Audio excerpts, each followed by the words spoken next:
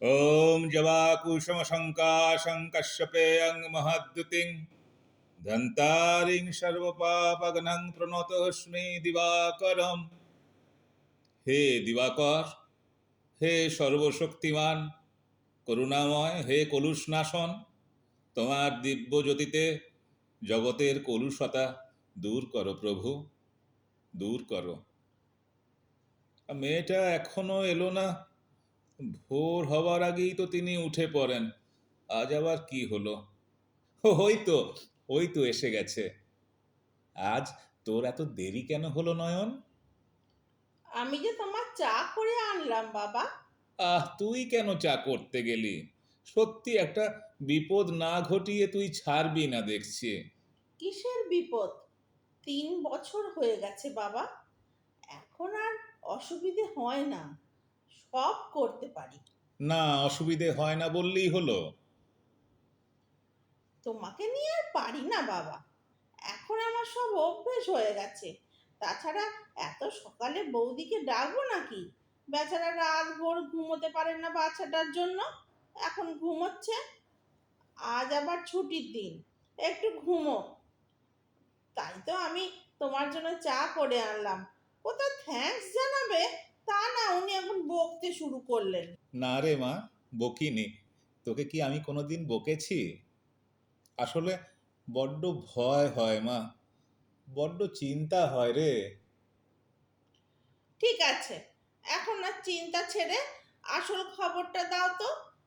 সূর্যদেব কি এখনো তার অন্ধকারের বিছানায় শুয়ে আছেন না উঠি উঠি করছেন?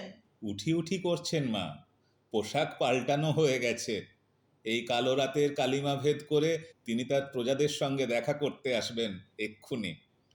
কি সুন্দর বললে বাবা, কালো রাতের কালিমা। তা আজ রাজামশাইয়ের পোশাকটা কি রঙের বাবা? লাল না সোনালি? প্রথমে চারদিক লাল হয়ে গেল, তারপর ধীরে ধীরে সেটা সোনালি হলো। তার মানে আজ তার পোশাকটা হলো রক্তাভ সোনালি। বড় সুন্দর রং। আমি বুঝতে পেরেছি বাবা। ওই রংটা ধীরে ধীরে তোমার মুখের ওপর আবছা ভাবে এসে পড়েছে। তোমাকে কি সুন্দর পবিত্র দেখাচ্ছে, তাই না বাবা? কিন্তু তোর, তোর জীবনের অন্ধকার কবে কাটবে মা? কবে আসবে সেই সুপ্রভাত, চারদিক আলোয় আলোকময় করে? কবে আসবে সেই সুন্দর সকাল? কবে, কবে আসবে? আসবে বাবা, নিশ্চয়ই আসবে।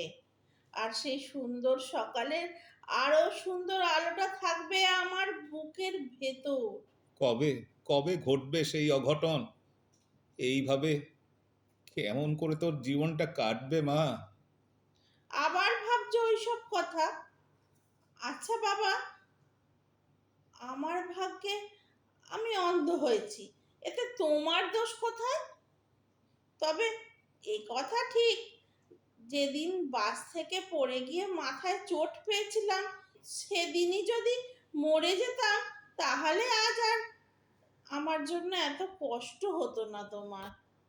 কষ্ট না রে মা, বড্ড ভাবনা হয়।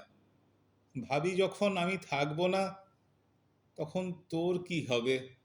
এক এক সময় মনে হয় তোর মা বড় স্বার্থপর, কেমন আমার ঘাড়ে সব ফেলে দিয়ে মনের আনন্দে চলে গেল।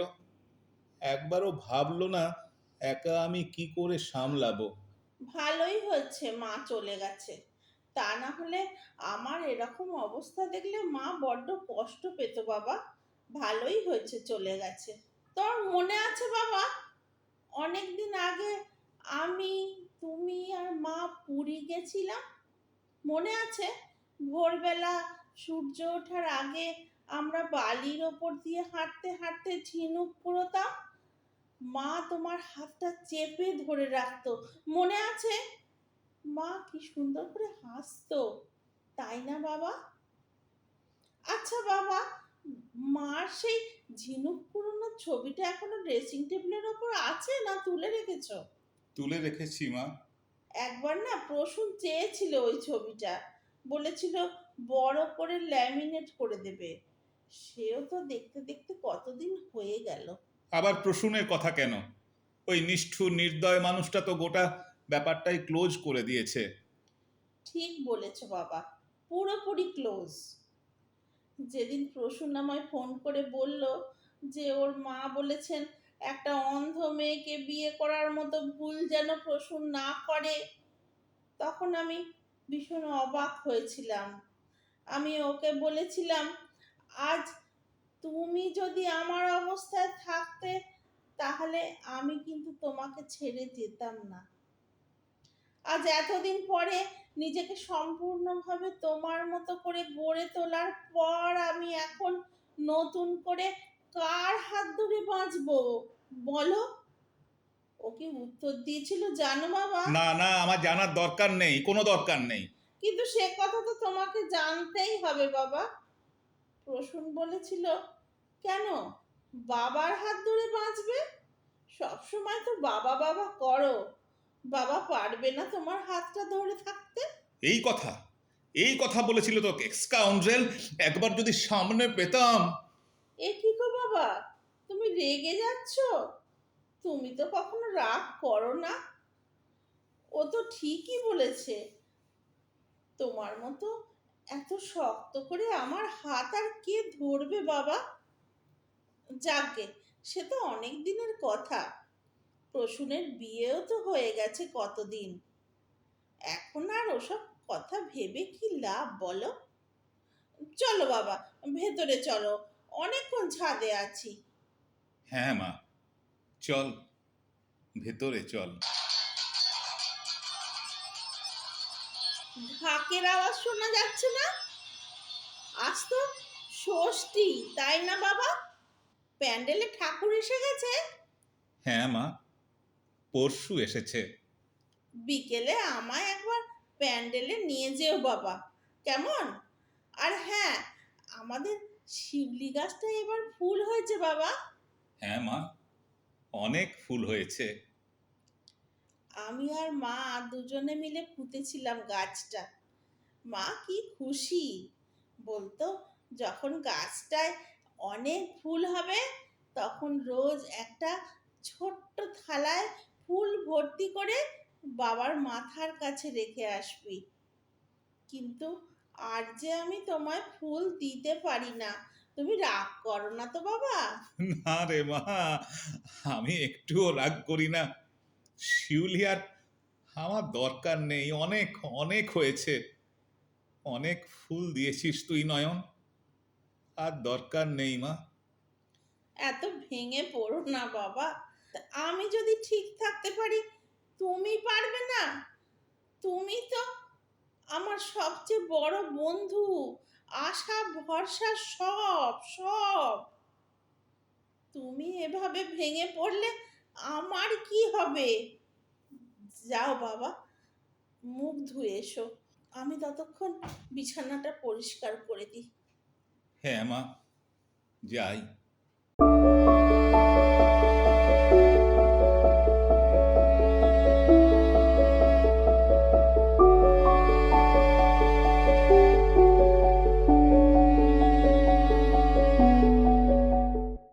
পুজো এলে আপনা থেকেই মনটা ভালো হয়ে যায়।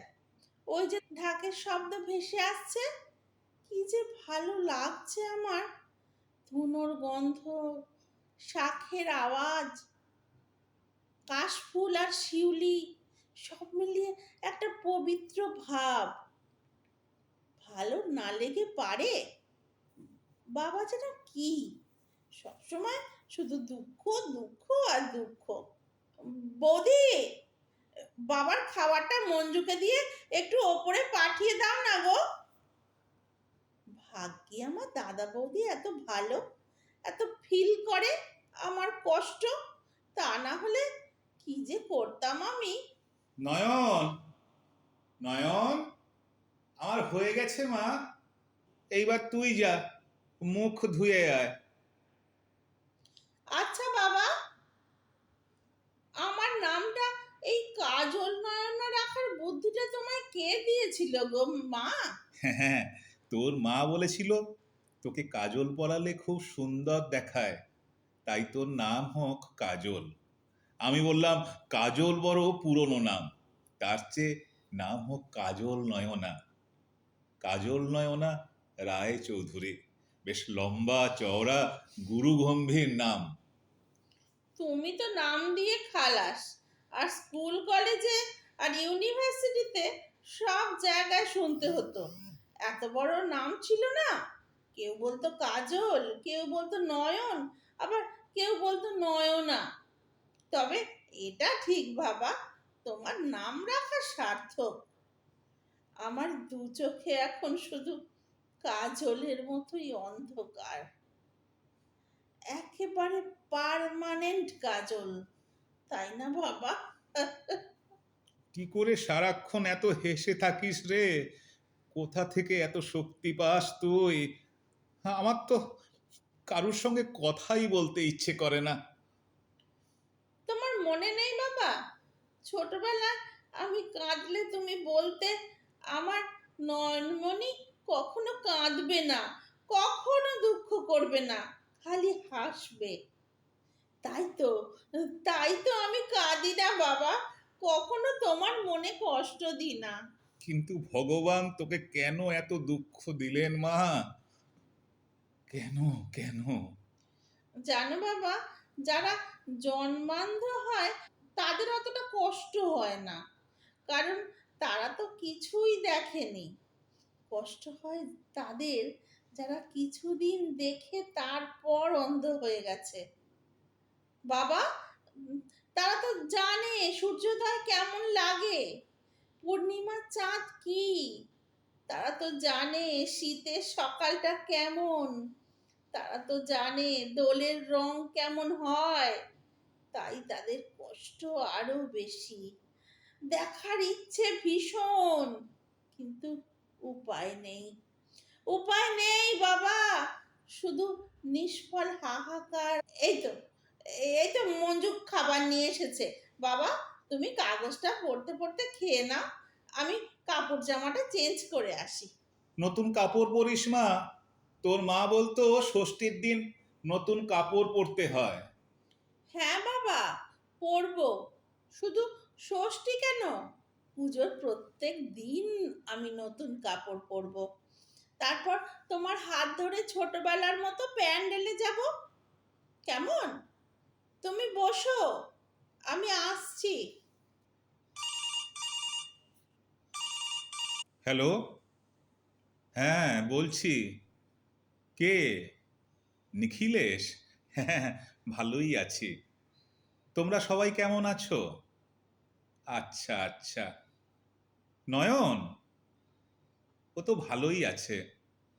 চাকরি? না না, এখনো কিছু নেই। তাছাড়া আমার তেমন ইচ্ছেও নেই ভাই।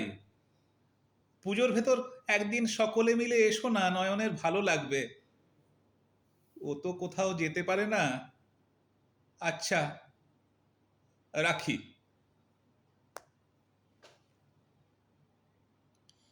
এদিন আজি কোন ঘরে গো খুলে দিল দ্বার, আজি প্রাতে সূর্য ওঠা আর সফল হলো কার।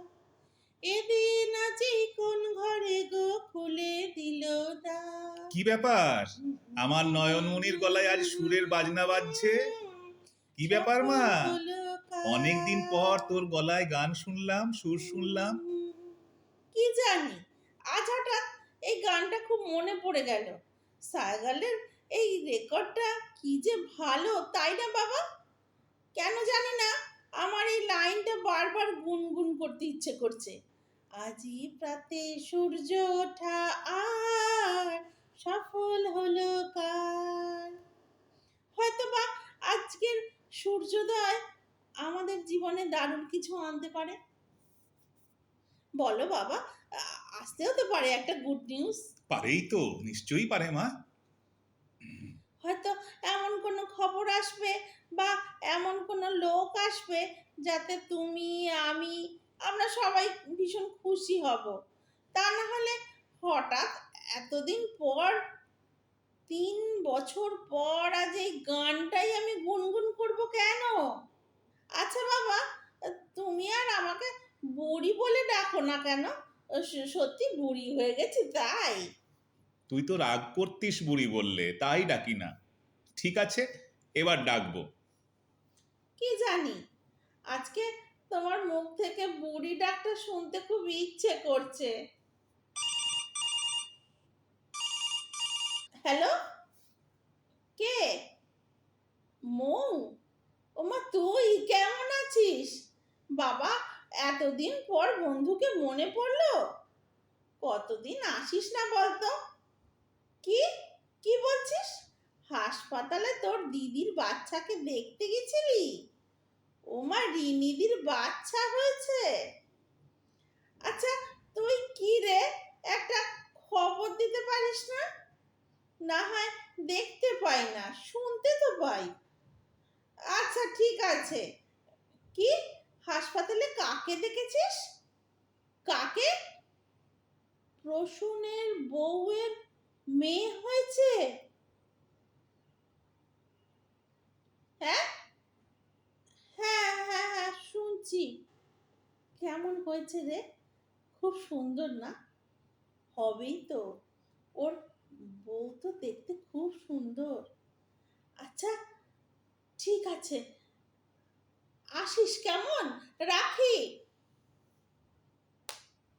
বাবা, ও বাবা, একটা কথা শোনো। উম, প্রসূনের মেয়ে হয়েছে। মেয়েটাকে এই খবর দেবার জন্যই তোকে ফোন করেছিল? বোধ হয়। কি ভালো খবর না বাবা, তোমায় তোমায় বলেছিলাম না ভালো খবর আসবে, দেখলে তো? এইটা তোর ভালো খবর হলো নয়ন? ভালোই তো, ভালো নয়?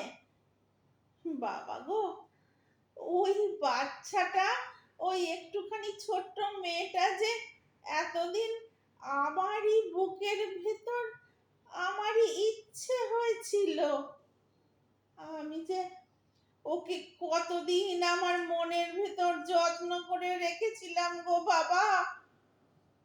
তোমার দুটি পায়ে পড়ি, আজ আমার একবারটি হাসপাতালে নিয়ে যেও। ওকে আমি শুধু একবারটি ছোঁবো, ওকে তো দেখতে পাবো না, শুধু ছোঁবো। আমায় নিয়ে যাবে বাবা? যাবো মা, নিশ্চয়ই যাব।